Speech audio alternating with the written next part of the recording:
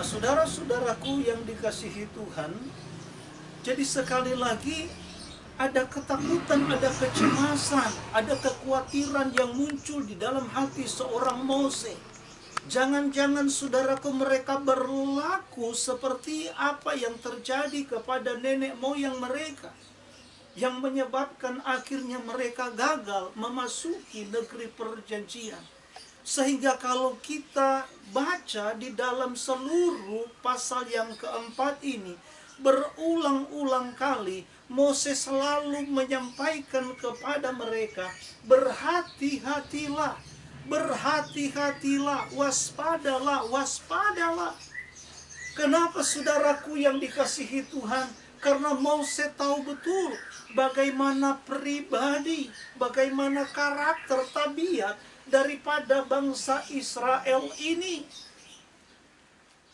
Firman Tuhan mengatakan bagaimana Mose menjelaskan kepada mereka, sedangkan aku masih ada di tengah-tengah kamu, aku saja masih ada bersama-sama dengan kamu, kamu sudah berlaku degil, kamu begitu keras kepala, begitu susah diatur, begitu susah diperingatkan, sehingga sering kali kamu menyimpang dari setiap jalan hukum dan ketetapan Tuhan.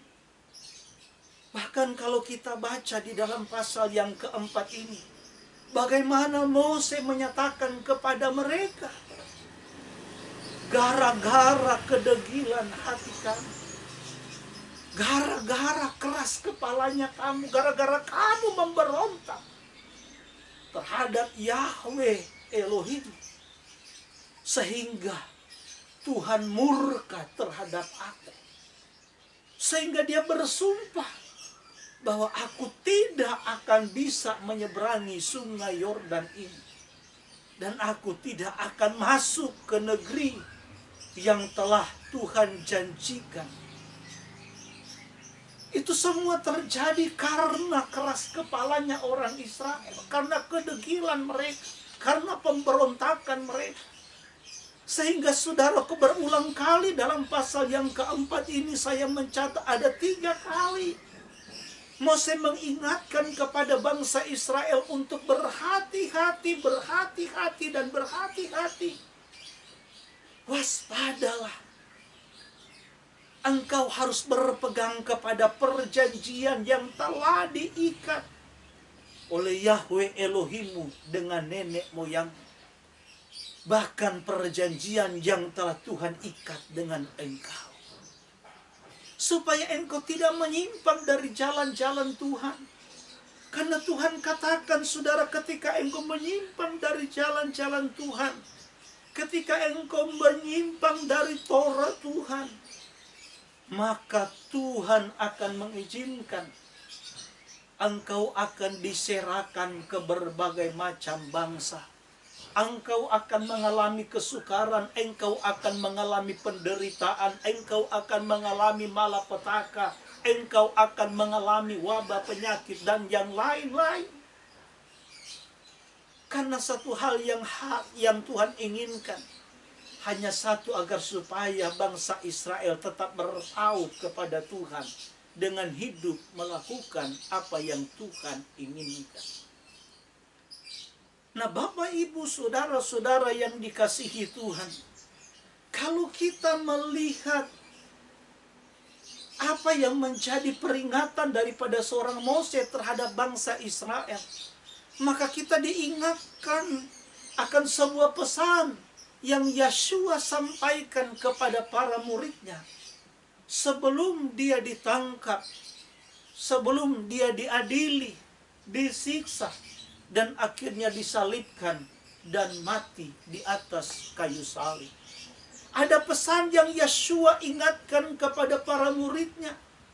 Dan saya kira pesan yang sama pun, saudaraku, bukan hanya ditujukan kepada murid-muridnya di zaman itu, di saat itu, tetapi juga kepada setiap kita yang hidup di masa sekarang. Di dalam Mattityahu pasal yang ke-26, Kita lihat sama-sama saudara Mattityahu pasalnya yang ke-26 ayat 41. Atau Matius 26 ayat 41. Firman Tuhan katakan begini, berjaga-jagalah dan berdoalah supaya kamu jangan jatuh ke dalam pencobaan. Sekali lagi saudara, berjaga-jagalah dan berdoalah supaya kamu jangan jatuh ke dalam pencobaan. Sebab roh memang penurut, tetapi daging lemah. Saudaraku, kita tahu bersama bahwa dalam konteks ini Yeshua tahu betul bahwa waktunya sudah tiba. Bahwa pekerjaannya di muka bumi itu sudah selesai. Dan dia harus menyelesaikan puncak daripada pekerjaan Yeshua ketika datang ke dunia ini adalah untuk menjadi penyelamat. Untuk menjadi korban pengganti. Untuk menjadi korban penebus dosa, penebus salah. Karena Yeshua mati di atas kayu salib untuk menebus hidup saudara dan saya. Menebus kehidupan manusia yang tergadaikan akibat yang namanya dosa dan kejahatan. Nah saudara-saudaraku, sebelum waktunya tiba, di mana dia akan ditangkap, diadili, disiksa sampai dia akan mati di atas kayu salib. Dia memberikan peringatan yang tegas, yang keras kepada murid-muridnya agar supaya mereka berjaga-jaga dan berdoa. Supaya apa? Supaya mereka jangan jatuh ke dalam pencobaan. Kita diingatkan saudaraku, sebelum pasal ini muncul, dalam satu pelayanan ketika dia bersama-sama dengan muridnya, dia menyatakan kepada mereka apa yang akan terjadi di akhir zaman. Bahkan apa yang akan terjadi kepada mereka ketika dia sudah tidak bersama dengan mereka. Di dalam Mattityahu pasalnya yang ke-10, tolong paling dibaca ayat yang ke-16. Mattityahu pasal yang ke-10 ayat yang ke-16, apa yang Tuhan Yeshua nyatakan kepada mereka. Lihatlah, aku mengutus kamu seperti domba di tengah-tengah serigala. Oleh karena itu, jadilah cerdik seperti ular dan tuluslah seperti merpati. Perhatikan baik-baik saudara.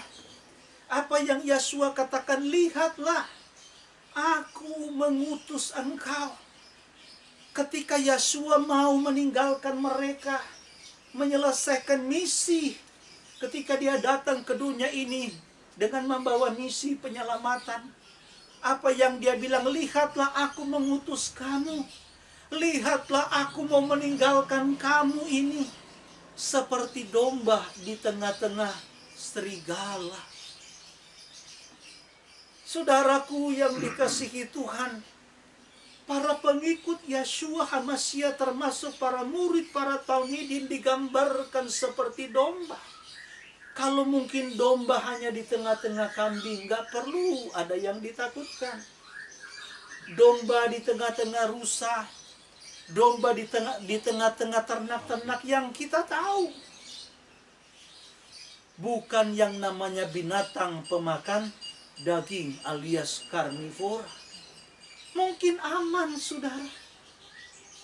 Tetapi gambaran yang disampaikan oleh Yeshua ini saudaraku, memberikan satu gambaran bahwa kamu sekalian, baik para murid di zaman itu termasuk para pengikut Yeshua sesudahnya, sampai kepada kita di zaman sekarang, kita akan selalu dihampiri dengan yang namanya bahaya.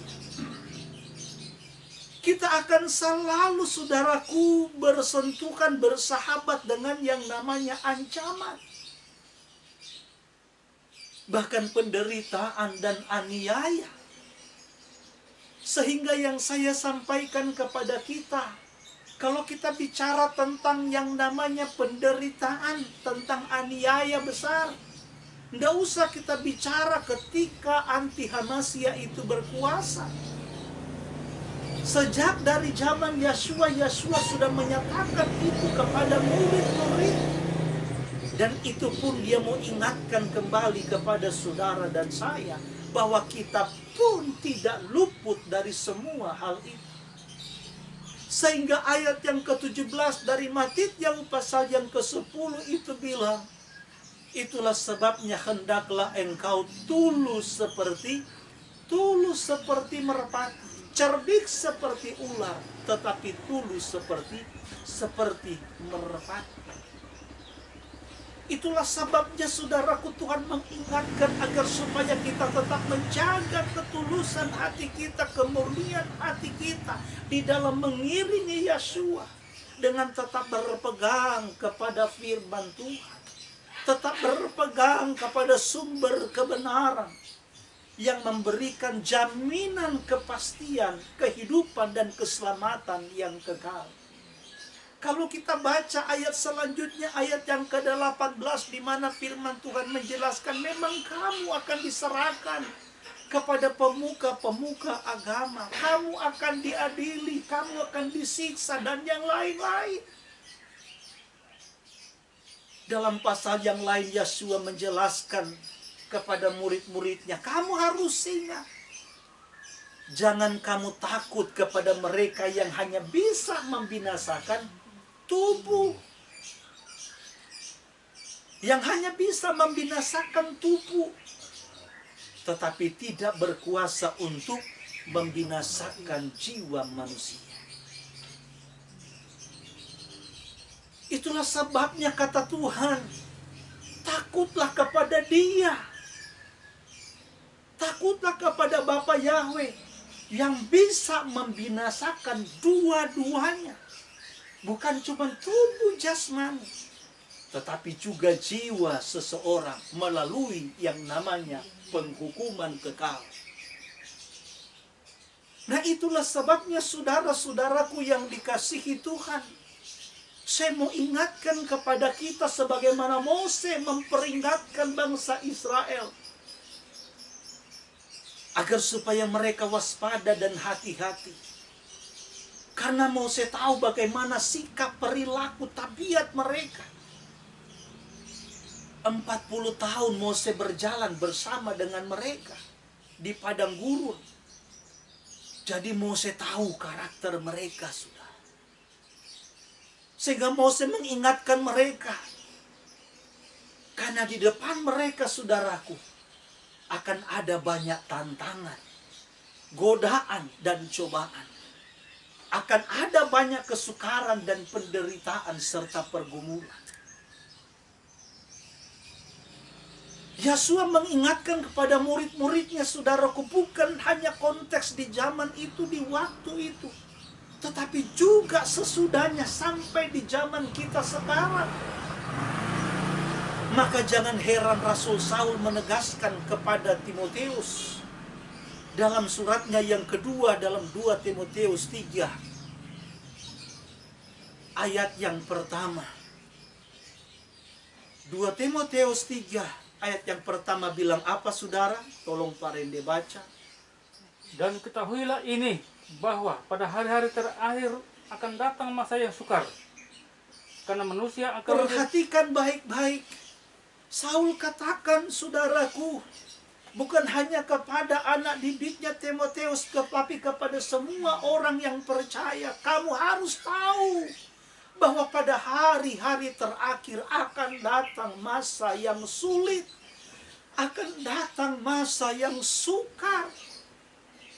Dan saya percaya kita semua pun setuju bahwa kita hidup di zaman akhir. Kita sudah hidup di penghujung zaman. Bahkan mungkin saudaraku, apa yang dinyatakan, yang disampaikan oleh Saul kepada Timotius dalam pasal yang ketiga suratnya yang kedua ayat yang pertama, kesukaran-kesukaran itu sudah mungkin kita alami.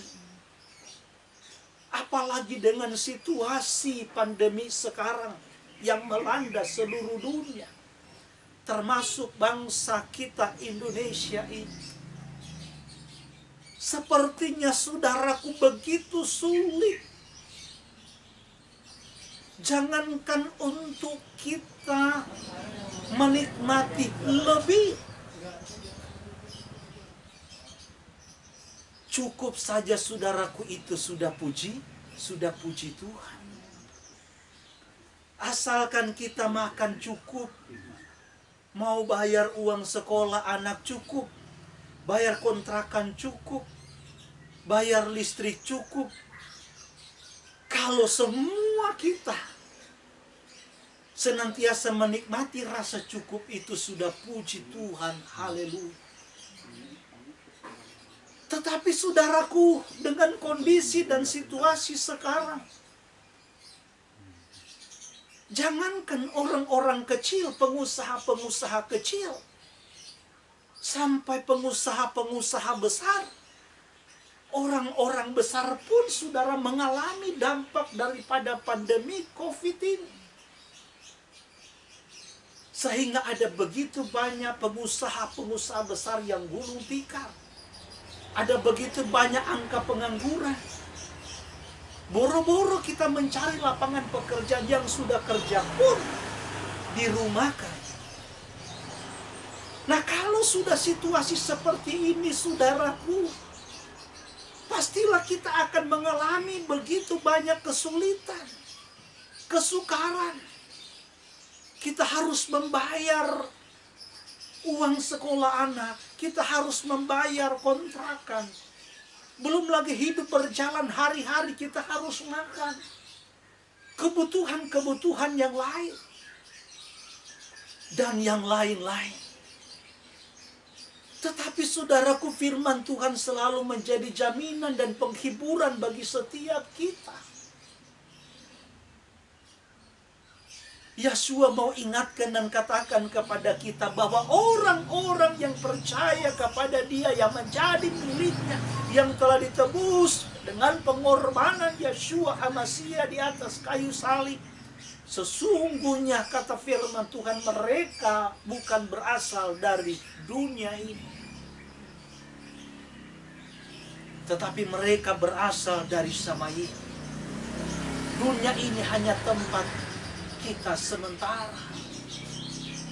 Maka Tuhan mau ingatkan saudara agar supaya kita jangan cinta kepada dunia, jangan terfokus kepada dunia, tetapi hendaklah masing-masing kita cinta kepada Tuhan, Sang Penguasa, Sang Pemilik atas hidup kita, bahkan atas dunia ini. Saudara, kita harus melihat bersama apa yang diingatkan oleh Yesua.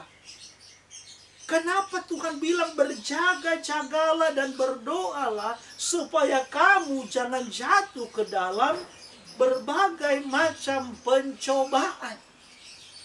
Ternyata kita melihat kesukaran demi kesukaran ini, kesulitan demi kesulitan, pergumulan yang dialami oleh umat Tuhan, bisa mengikis, saudara, sekali lagi bisa mengikis dan mengkerdilkan iman, kasih, ketaatan kita dan pengharapan kita kepada Tuhan. Maka dari ayat yang kedua sampai ayat yang ke-9 kita baca di sana bagaimana iman seseorang Kristen, iman seorang anak Tuhan itu lamban laun mulai terkikis.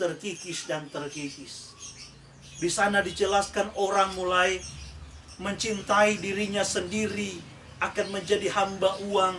Mereka akan membual, menyombongkan diri. Mereka menjadi orang yang suka fitnah. Mereka menjadi orang-orang yang suka memberontak terhadap orang tua. Orang-orang yang tidak tahu berterima kasih, tidak mempedulikan agama, tidak mau mengasihi, tidak mau berdamai, suka menjelekkan orang, tidak bisa mengekang diri, garang, tidak suka yang baik, dan yang lain-lain. Kesulitan demi kesulitan, kesukaran demi kesukaran, ini bisa membuat iman, kasih, ketaatan, dan pengharapan kita akan keselamatan, akan kebenaran di dalam Yeshua HaMasyiah itu bisa terkikis. Ya. Itulah sebabnya saudaraku, jangan kita pandang remeh yang namanya pencobaan. Memang kita tahu bahwa Tuhan tidak pernah mencobai manusia. Tetapi Tuhan mengizinkan pencobaan itu terjadi. Ya, tentunya dari pihak si iblis. Nah, Bapak Ibu saudara-saudaraku yang dikasihi Tuhan, kalau kita bicara tentang pencobaan, dalam bahasa Yunani, pencobaan itu dipakai kata peirasmos. Nah, peirasmos ini memiliki dua arti, dua makna. Nah, pencobaan yang pertama itu saudaraku, ya, arti dari peirasmos yang pertama itu adalah wujudnya berupa tawaran. Jadi wujud pencobaan itu masih berupa tawaran. Ya. Yang bisa saudaraku mendorong keinginan kita. Mendorong hawa nafsu kita. Sehingga kita lebih memilih untuk mengikuti apa yang diinginkan oleh iblis. Daripada apa yang diinginkan oleh apa yang diinginkan oleh Tuhan. Jadi pencobaan yang pertama ini belum terjadi. Tetapi masih dalam bentuk tawaran. Dan saya mau garis bawahi kepada kita saudara, bahwa tawaran yang ditawarkan oleh iblis itu saudaraku, bukanlah tawaran yang biasa-biasa. Tetapi tawarannya itu saudaraku sangat luar biasa menggoda. Sehingga akan memunculkan satu keinginan, satu dorongan yang begitu kuat, baik di dalam hati kita, baik di dalam pikiran kita, untuk menyimpang dari apa yang Tuhan inginkan, menyimpang dari jalan Tuhan, dan akhirnya memilih mengikuti apa yang diinginkan oleh iblis. Kita lihat bagaimana contoh Ananias dan Safira. Ketika mereka sudah bernasar, berkomitmen bahwa apa yang mereka miliki itu akan mereka jual. Lalu mereka akan persembahkan itu kepada Tuhan untuk bisa digunakan di dalam pelayanan. Baik untuk orang-orang yang membutuhkan maupun di dalam pelebaran kerajaan Tuhan melalui pelayanan para murid-murid Tuhan. Tetapi saudaraku, jumlah uang yang sangat banyak itu membuat pikiran dan hati daripada suami istri ini, Ananias dan Safira ini menjadi tergiur. Karena nilainya bukan sedikit, saudara.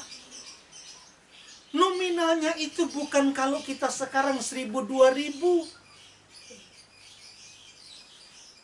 Maka kita bisa melihat banyak sekali orang yang jujur.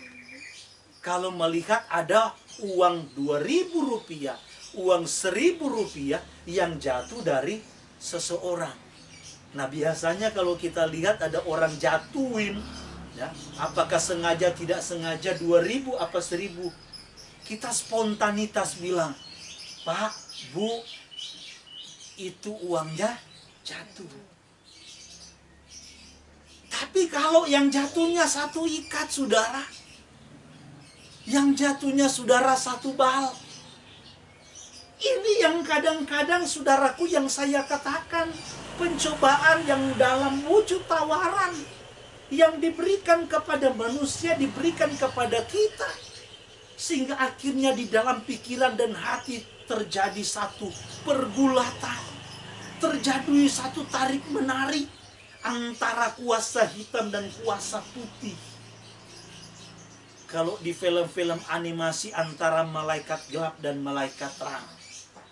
Malaikat gelap selalu warnanya hitam, malaikat terang selalu warnanya putih. Akan terjadi satu pergulatan, saudara, tarik menarik. Apakah saya harus bilang, kasih tahu apa enggak? Kalau saya kasih tahu, aduh kapan lagi saya bisa dapat rezeki sebanyak ini? Tapi kalau saya enggak kasih tahu, aduh sepertinya hati nurani saya berat. Nah, di sini mulai terjadi, saudaraku, tarik menarik. Kita mau jujur, kita mau bilang apa tidak. Kenapa saya katakan? Karena tawaran itu sangat menggoda, sangat menggiurkan. Maka sering saya sampaikan, yang membuat saudaraku para pendeta besar, khususnya laki-laki, jatuh ke dalam dosa zina, itu bukanlah, saudaraku, orang-orang, ya maaf kata, yang sudah kategori lansia. Kalau lampu lalu lintas warnanya udah kuning, ya, sudah dikasih warning, ntar lagi dia mau dipanggil, gitu kan. Ya. Enggak, saudara.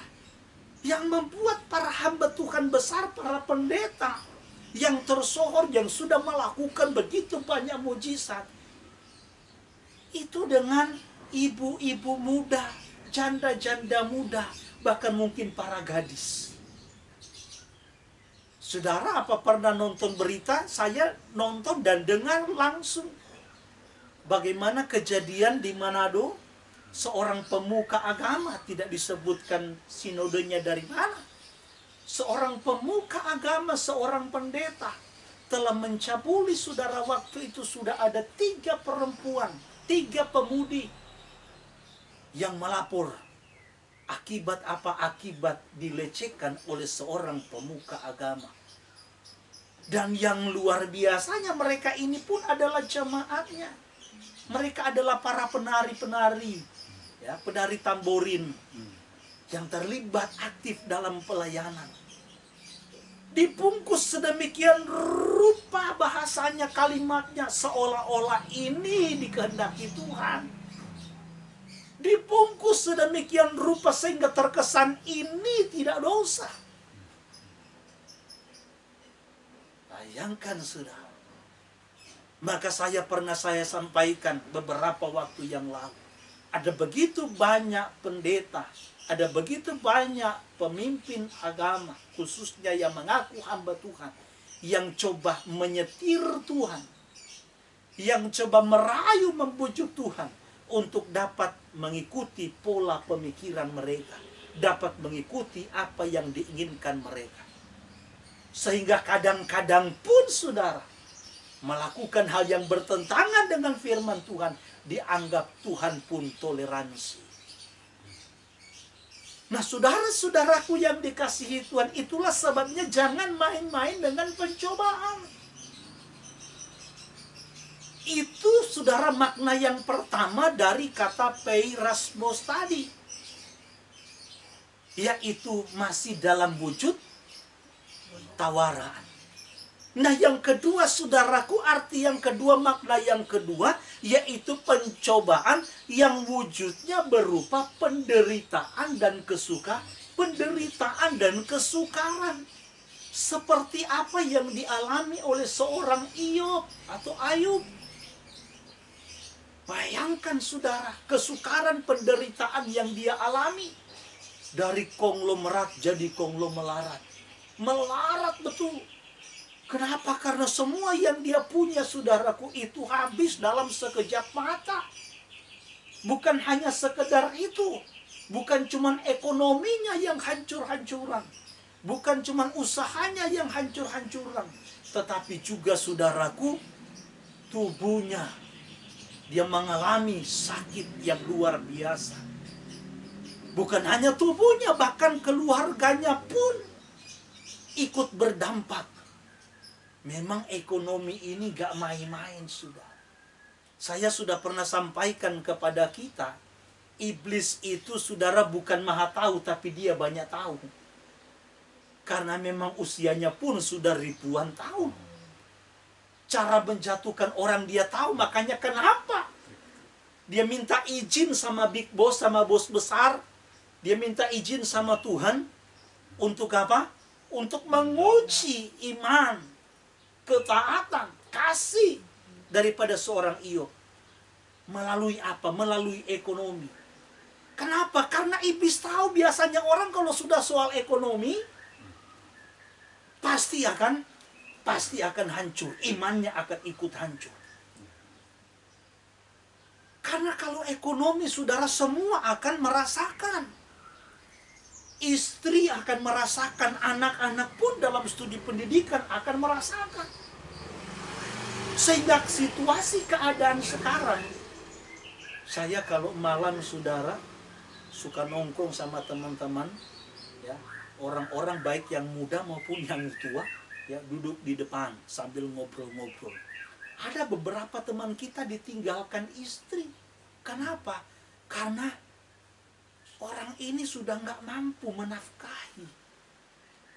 Ya bagaimana bisa dia mau nafkahi? Dia sendiri sudah di PHK. Begitu susahnya mencari pekerjaan. Bagaimana kita mau keluar cari pekerjaan, di luar kita disuruh berdiam di rumah. Ini situasi yang sulit. Sehingga ekonomi itu pun berdampak kepada keluarga, rumah tangga. Sehingga jangan heran istrinya bilang, saudara, kepada Iyob, kepada suaminya, kalau begini terus mah, katanya, ya, lebih baik udah deh, nggak usah lagi berharap kepada Tuhan. Tinggalkan saja Tuhanmu. Kalau bahasa lain memang agak kasar, kutukilah. Ya. Disuruh tinggalkan saja Tuhanmu itu yang engkau sembah, yang engkau puja. Untuk apa lagi bersandar berharap kepada Dia? Toh juga hidup kita saat ini situasinya begitu sulit. Apakah Dia tidak mampu dan sanggup untuk membuat ekonomi kita kembali? Tetapi Iyob dengan tegas katakan, masa cuman yang baik-baik saja kita mau terima? Masa cuman yang baik-baik saja kita mau bilang haleluya, haleluya, terima kasih? Ketika kita menghadapi situasi yang sulit, keadaan yang buruk, lalu kita akan menjauh dan meninggalkan Tuhan. Inilah iman seorang Iyob. Tetapi di sana justru Iyob menyatakan, kalau dulu hanya aku dengar dari orang saja, perbuatan Tuhan yang besar, dahsyatnya Tuhan yang disembah oleh bangsa Israel, tetapi sekarang aku sendiri mengalaminya. Artinya sekalipun dalam kesukaran, sekalipun ada penderitaan, pasti ada kekuatan, ada penghiburan untuk kita tetap berharap kepada Tuhan. Ingat baik-baik 1 Korintus 10 ayat yang ke-13. Bahkan kalimat ini sering dibahasakan oleh teman-teman kita dari sebelah. Apa yang selalu mereka katakan? Tidak pernah katanya Tuhan akan mengizinkan masalah terjadi melampaui kekuatan hambanya. Percayalah katanya. Tidak mungkin Tuhan akan izinkan sesuatu terjadi, masalah, pergumulan, kesukaran, kedukaan, melampaui kekuatan hambanya. Artinya kalau kita mengalami, Tuhan tahu sebenarnya kita mampu, kita bisa. Dan saya ingatkan kembali lagi, sebagaimana pencobaan yang pertama dalam bentuk tawaran, bukan tawaran yang biasa. Begitu juga dengan kesukaran dan kesulitan. Kalau iblis mau memakai itu sebagai pencobaan untuk menjatuhkan iman kita, membuat iman kita menjadi terkikis dan kita jauh serta meninggalkan Tuhan, maka tidak mungkin penderitaannya, tidak mungkin kesulitannya, tidak mungkin kesukarannya, itu semua biasa-biasa saja. Karena kalau yang biasa-biasa, saudaraku, tidak akan membuat iman kita berpaling. Justru harus yang luar biasa. Tetapi situasi dan keadaan itu juga dipakai oleh Tuhan untuk semakin memurnikan iman kita. Ingin melihat sejauh mana ketaatan kita kepada Tuhan. Maka yang saya katakan, saudaraku, yang Tuhan inginkan adalah perhatikan baik-baik. Ini harus kita sadar. Kita harus memahami dan mengerti kondisi kita manusia. Siapa kita sesungguhnya. Makanya apa yang Yeshua katakan, saudaraku yang dikasihi Tuhan. Perhatikan baik-baik kembali. Mattityahu pasal 26 ayat 41. Tolong Pak Rende baca sekali lagi. Mattityahu pasal 26 ayat 41. Berjaga-jagalah dan berdoalah supaya kamu tidak masuk ke dalam pencobaan. Roh memang berkemauan kuat, tetapi daging lemah. Saudaraku, perhatikan baik-baik. Ada kalimat yang terakhir bilang bahwa roh penurut, tetapi daging itu lemah. Dalam terjemahan ILT, Indonesian Literal Translation, bilang bahwa roh itu punya kemauan, punya keinginan yang kuat. Tetapi katanya daging itu lemah. Roh yang dimaksud di sini, saudaraku, yang dibilang roh penurut, yang dibilang di sini roh itu punya keinginan yang kuat, itu bukanlah itu bukan Roh Kudus, saudara. Itu bukan roh Tuhan. Tetapi itu adalah roh kita manusia. Itu adalah roh kita manusia. Maka di dalam ayat ini kalimatnya, R-nya pun itu bukan pakai R yang besar, tetapi R yang kecil. Untuk menunjukkan kepada para pembaca, pada kita semua, bahwa roh yang dimaksud roh penurut di sini, itu tidak lain adalah roh manusia kita. Nah, roh manusia kita ini, saudaraku, itu terpenjara di dalam daging yang lemah. Roh kita manusia ini, saudaraku, ada berkemah, dia berdiam di dalam tubuh, di dalam daging yang lemah ini. Ya. Di dalam daging yang lemah. Hukum alam, saudara, bahwa manusia jasmani kita, manusia daging kita ini, sebagaimanapun kita pintar merawat tubuh kita, merawat muka kita, bertambahnya usia, berjalannya waktu, kalau sudah masuk kepala 5, pasti keriputnya akan kelihatan.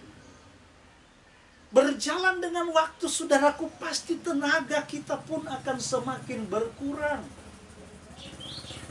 Berjalan dengan waktu pun, saudaraku, tubuh kita ini akan semakin rentan, semakin tua, semakin lemah, bahkan bisa saja mungkin semakin sering dihantui, diganggu dengan berbagai macam sakit penyakit.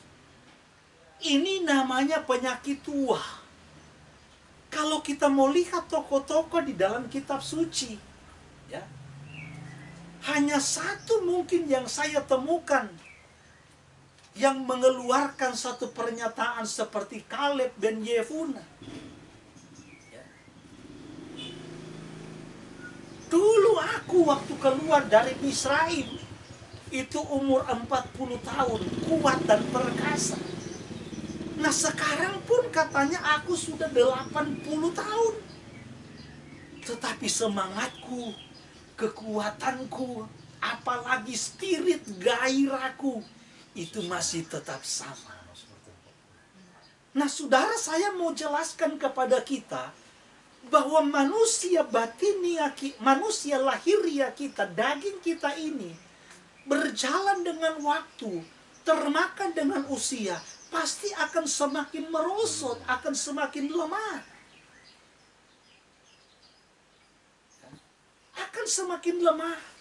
Tetapi dengan daging kita, manusia jasmani kita semakin lemah, jangan membuat Roh kita yang ada di dalam hati ini, dalam hidup kita ini, yang ada di dalam tubuh kemah kita, daging kita ini, jangan ikut menjadi lemah. Jangan ikut menjadi tua. Jangan ikut menjadi keropos. Jangan. Maka apa yang dikatakan oleh Saul dalam 2 Korintus di sana kita bisa baca. Meskipun manusia lahiriah kami, jasmania kami semakin merosot, tetapi manusia batinia kami dari hari ke hari, dari waktu ke waktu semakin dibaharui, dan dibaharui. Nah, mengalami kesukaran, mengalami penderitaan seperti para murid. Kita tahu bersama murid-murid dalam catatan sejarah itu semua matinya itu disiksa, sudah. Ya, tidak semuanya. Satu-satunya yang dicatat, ya, yang mungkin matinya mati tua hanya yang namanya Yohanan. Ya, karena setelah dia dibuang di Pulau Patmos, ya, dia nggak mati di sana, sudah. Diambil kembali kemudian dibawa ke Efesus. Kemungkinan besar dia mati tua. Tapi yang lain semua matinya, saudara, dianiaya, menderita. Menderitanya bukan karena mereka penjahat, bukan karena mereka melakukan kejahatan, tindakan kriminal yang melawan hukum, tetapi hanya oleh karena kebenaran. Karena mereka menjadi saksi Tuhan. Mereka rela mengalami aniaya. Inilah yang Rasul Saul bilang, sekalipun manusia lahiriah kami ini semakin merosot. Mungkin karena sakit, mungkin karena aniaya, mungkin karena pergumulan. Tetapi manusia batinia, roh yang ada di dalam diri kita itu tidak boleh menjadi lemah. Karena saya menggarisbawahi kepada kita sekali lagi siang hari ini.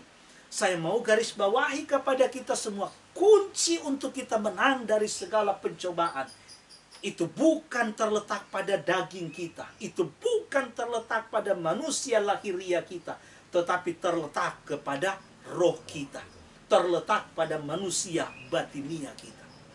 Itulah sebabnya, saudaraku, Kefa memberikan pesan kepada umat yang percaya dalam 1 Kefa pasal 3 ayat yang keempat, khususnya kepada ibu-ibu secara konteks, kepada gereja secara umum.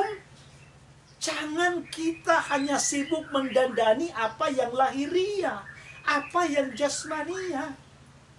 Karena yang saya katakan, saudaraku, Saul pun menegaskan kepada Timotius, latihan badani itu terbatas gunanya.